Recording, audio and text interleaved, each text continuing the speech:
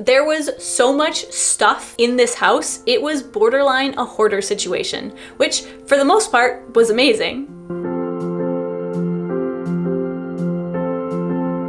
I bought a house full of antiques and stunning architecture, and now I have to keep it from crumbling in on itself. Hello friends, I'm Shannon Makes, cheap old house romantic by day, circus artist by night. And I just bought a 120-year-old house here in Nova Scotia, and I want to walk you all through it. Not just because it's gorgeous and stunning and a little bit terrifying, but also so that we all have a collective point of reference to look back on months and years from now to see where we started off and how far we've hopefully gone. So let's jump right into the tour, and as we learn more about this gorgeous, decrepit old house, we'll also fill in some background about me, who I am, and why on earth I decided to buy a house I'd never seen in a city I've never even been to.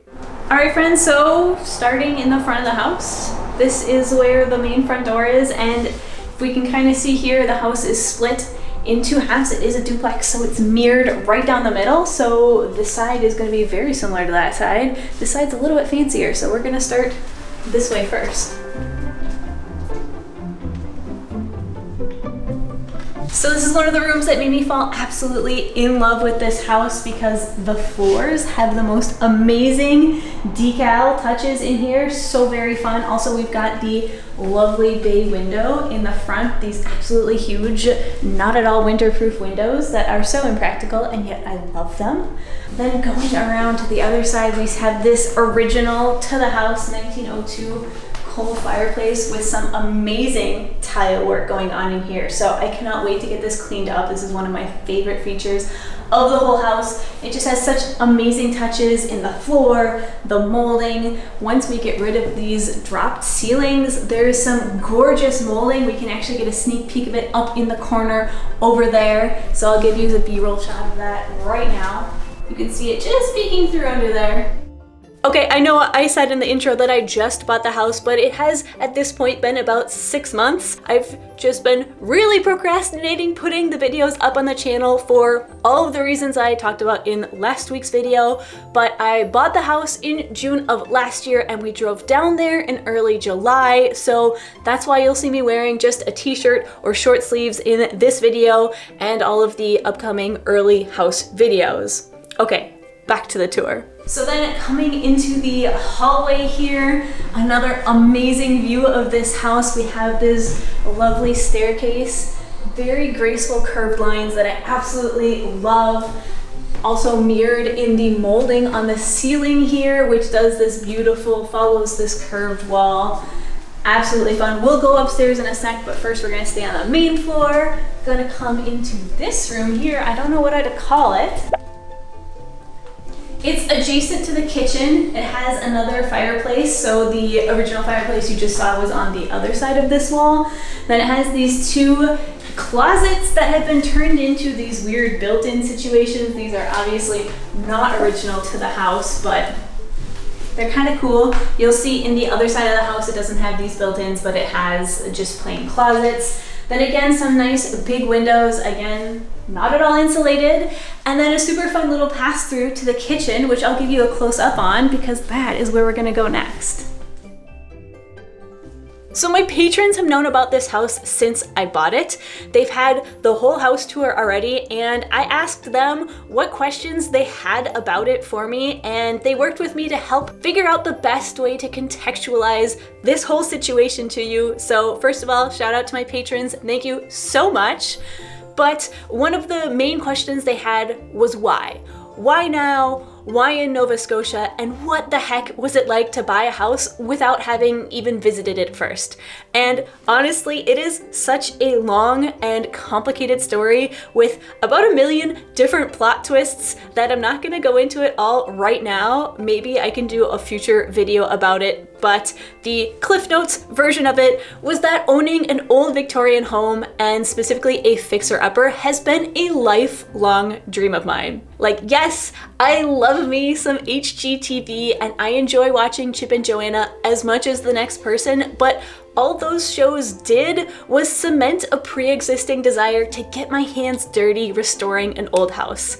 I grew up in an old Victorian fixer-upper. I watched my parents pour their love and labor and money into making it a gorgeous, livable home that I grew up in. So I'm familiar with what all that entails, and it just was absolutely not feasible to make that dream come true in Montreal for a few different reasons, but mainly for cost. As my intro says every video, I'm a self-employed artist. My income is neither guaranteed nor consistent, and my budget is limited to say the least. So I had to broaden my search, and honestly, the way that I found the listing for this house and then how I went about finding my real estate agent was borderline unbelievable. Like, you could write a novel about this, and I probably should make an entire video about it one day, but basically, through a very convoluted series of events, I found myself watching a pre-recorded video tour of this house on YouTube. Like, we couldn't even do a live walkthrough, me with my realtor, because the reception in this house is basically non-existent. But I saw the video and it was every bit as gorgeous and breathtaking as I thought it would be. So here we are in the kitchen. At the moment, there is only one kitchen because this house, while it was built as a duplex, has been at some point turned into a single family house. So there is only one kitchen. It's on this side at the moment. Has some super cute features like the built-in window, like this really gorgeous wallpaper, this cute little built-in shelf over on the wall here. And then one of my other favorite features, the original sink, which is maybe needing a bit of re-enameling, but still very fun. The rest of the kitchen, let's not look too close because it's an absolute disaster. Needs a lot of work. Probably gonna take down this old wood paneling, but we got a lot of good bones to work with. This is the perfect place to stop and talk about our plans for the house and what form will our renovations take. And I can't help but throw in this amazing TikTok that someone sent me because it is so spot on. Oh my God, I can't wait to see what you did with this absolute dump. Don't worry, girly. We took this 1920s home with all original fixtures and interior, and we renovated the life and soul out of it. Oh my God. Your friends are gonna be like, wow, I thought I was walking into a home. This looks like a prison complex. It's so empty and bland. I love it. We pulverized all the stained glass windows and we knocked down all of the walls. So the entire house is just one big room. Yes, I want them to be like, wow, was I bludgeoned over the head and dragged unconscious into a sad dentist office? Yes. So for the record, I'm very much trying to avoid the sad dentist office aesthetic.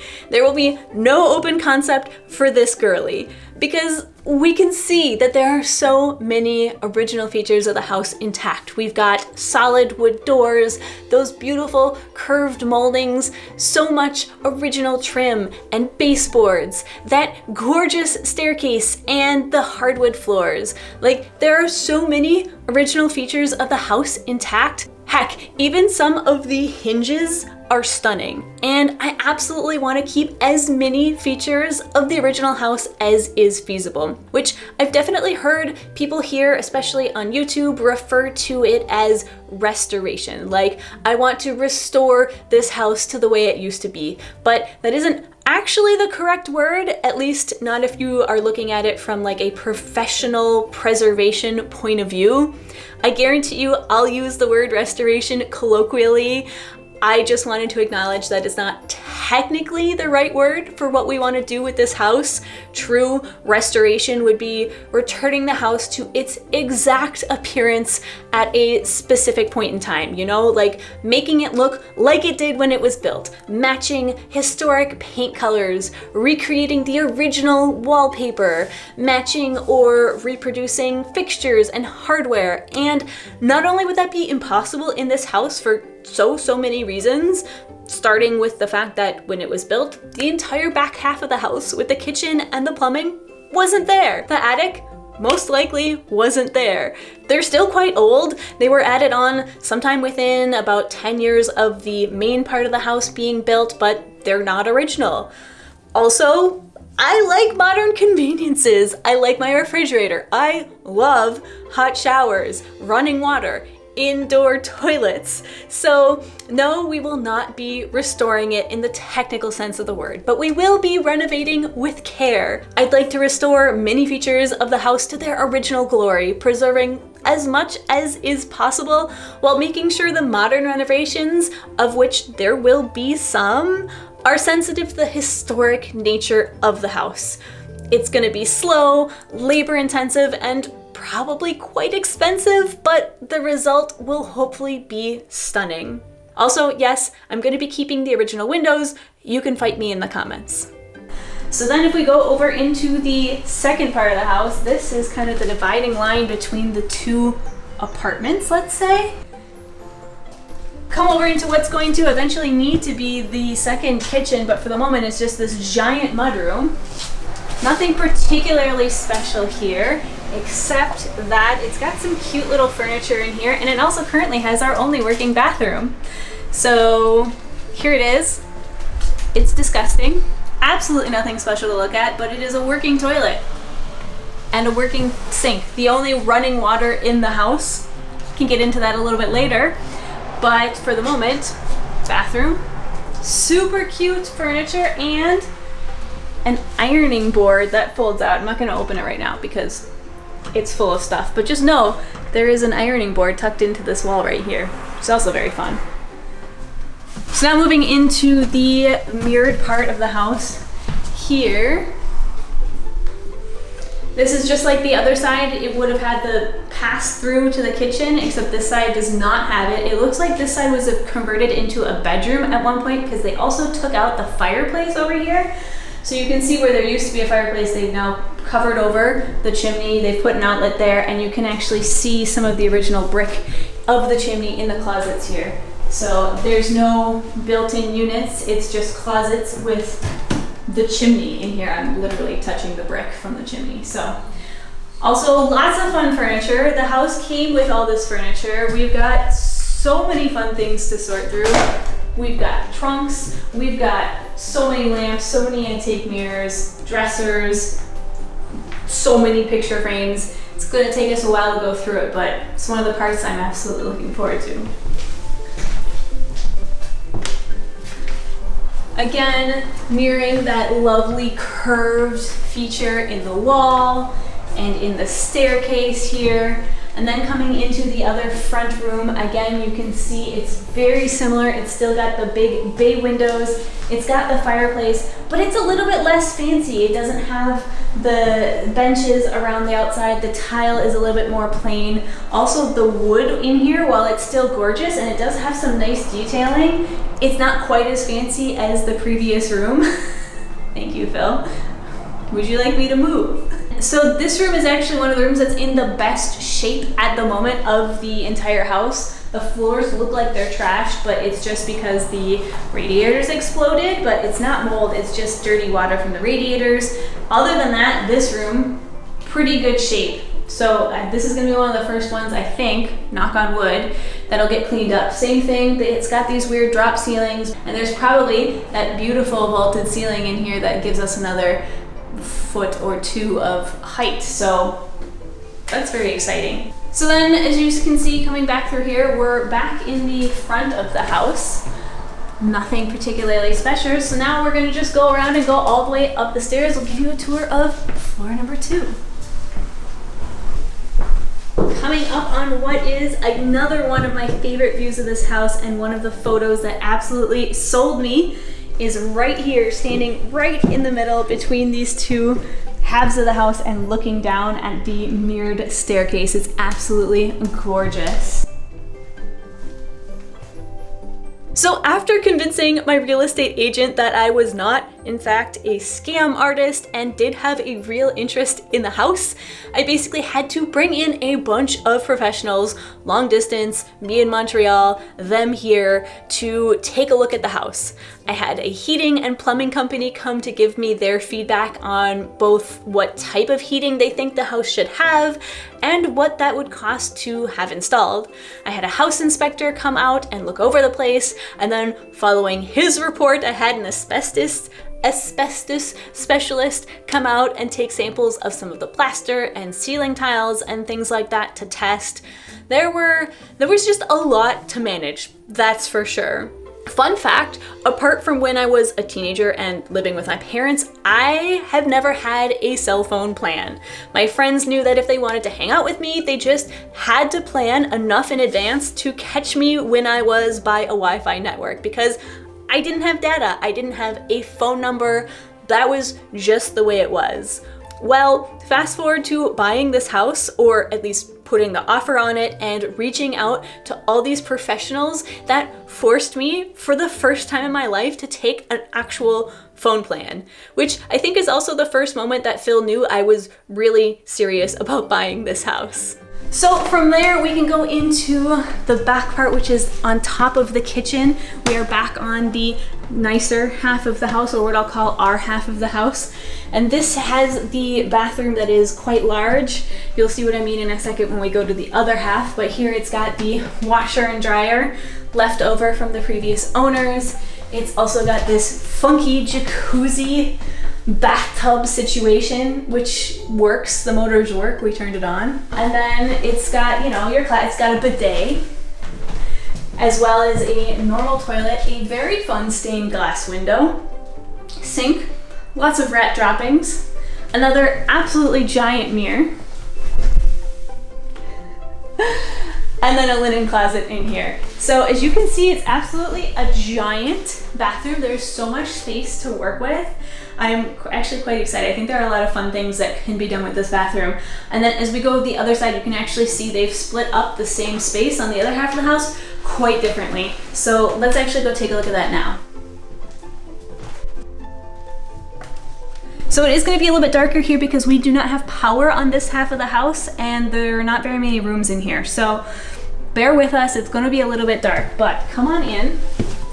So you can see already they've split this half into two sections. They've got a bathroom section, and then they've got a storage section. We can go into the storage section first. There's not a whole lot to see in here. It looks like it may have been turned into a bedroom at one point with some loft beds. We're not entirely sure. Right now it's just a mess for storage and overflow. This is not plugged in. It's not a bathroom, it's just spare. So that's what this half is. And then if we go over into the other half of this bathroom, you'll see that's where they put the actual bathroom. We do have a really nice clawfoot tub, another really cute stained glass window, which is mirroring the one on the other side. Only one toilet, one tiny little sink, and then some gorgeous beadboard on the wall. We'll probably keep this, or at least, repurpose it in another room, because it is very nice, but it's very cramped in here, so I'm not sure that we're gonna keep this division of space necessarily. All right, let's get out of this dark, narrow, cramped room and go visit some of the other parts of the house. Now, I keep saying we're gonna do this, we're gonna do that, but who is we? Well, first of all, as you may have noticed, Phil will be joining me on this adventure. If you've been here on the channel before, you'll know him from his previous cameos. He does appear every now and then to help out with something, and every time he pops up, people ask for more. More Phil content, you clamor. So yes, he will be joining me on the renovations, but that actually brings me to a different point, because I feel like sometimes I see these house walkthroughs and people say, oh, I can fix this, I'll tweak that, I'll just move this wall, I'll tear out whatever. But what they really mean is, I can call a contractor to tear down this wall, I'll call a plumber to redo our kitchen. That is probably not going to be the case here, because we will be doing the vast majority of this ourselves. Often working in tandem with, qualified professionals, when we can even find trustworthy ones that share our views on preservation and restoration, which is a challenge in and of itself, because I feel like so many tradespeople out there would rather just tear everything out, gut the place, and start from scratch. But I'm getting away from the point, which is that for the most part, we will be doing it ourselves, both for the experience and because we like it, but also for our budgets. The side effect of this is that you all get to follow along as we teach ourselves how to tackle a whole bunch of new things. Basically, I bought a house full of antiques and stunning architecture, and now I have to keep it from crumbling in on itself. So you can see the second floor is mainly bedrooms. They're gonna get really echoey as well, so apologies. This looks like it was probably a child's bathroom at some point in time. We've got a Pumbaa up on the wall. Nothing incredibly special here. It's just a good size, nice sunny bedroom with a small closet. Also of note that the wood floors in all of these bedrooms are significantly different from the rest of the house. They're all much wider planks. Also, they're all painted, and I am crossing my fingers that it's not lead paint, but we're gonna be testing that. Back out in the hallway, these stairs here lead up to the attic. We will not be going there today because it is an absolute disaster. That will be a separate video, but just know it is here. And then we've got a nice bedroom. This is actually one of the couple rooms on the top floor that do have really nice floors. Well, floors that match the rest of the house. They're all nice, but these are the ones that match the rest of the house. I'm not sure why this one and the next one are different, but for some reason they are. This is also the one that has the worst damage on the ceiling, so we're not entirely sure what's going on here. Probably just the fact that the heat has been off all winter and plaster just doesn't like wild variations in the temperature. Some of the keys are letting go. Also, it's just the paint is peeling, which makes it look way worse than it actually is. Among the other treasures that got left for us, another nice full tea set. This bedroom is really nice. It's got 2 big windows and a nice cute little closet here. Again, some cute wallpaper. There were some really cute wallpaper choices that were made. There were also some really questionable wallpaper choices, as you'll see in a sec, but. So the house was being sold as is, which generally means that the homeowner who's selling the house is selling it in its current condition. And you know, they're not going to really make any repairs to the house, and they're probably not willing to negotiate with the buyer, me, to lower the price to fix these things. And the story of the original homeowners before us is one that I'm slowly piecing together from neighbors bit by bit. I'm gradually getting a bigger picture of what exactly happened here, but again, that's a story for another time. What I want to focus on here is the fact that sold as is also meant that the house came with everything pictured inside it and then some. To quote my realtor, also too, it's coming with all contents, so everything you see in this lovely abode, including some awesome thrift finds, all yours. I'm actually kind of annoyed looking back at that footage because the house most definitely did not come with those silver trays that I absolutely would have used and repurposed, but that's beside the point. I do want to mention that I have the full house tour as done by my realtor up on my Patreon page. So if any of you want to see the tour that sold me on the house, that is one of the perks that's available over there. He's hilarious. We are now actually friends, and his tour legitimately sold me on the house. But anyways, there was so much stuff in this house, it was borderline a hoarder situation, which for the most part was amazing.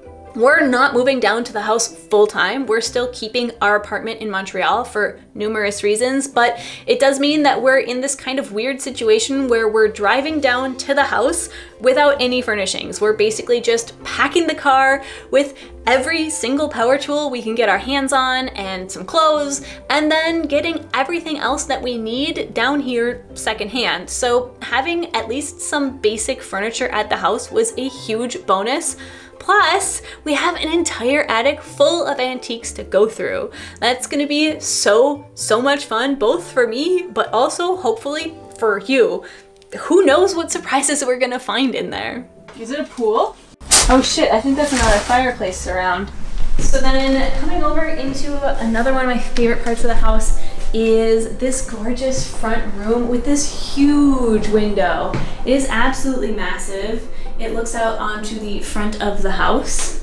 Then in this half of this part of the house, we do have what appears to be some real tin ceilings. From what we can tell, we've been poking and prodding, and it does seem like it's real tin and that the paint is just peeling off of it. Then if you come over into the matching room, which is now back on our half of the house, There are no tin ceilings. It's just got this weird wallpaper that is kind of approximating the look, but as you can see from this corner here, there is nothing in the way of tin. We do, however, have this really cute record player, which was also left by us. Very fun antique that I think is gonna clean up quite nicely. And I can so imagine turning this into such an amazing little reading nook with all this cozy lighting, another slightly in better condition chair.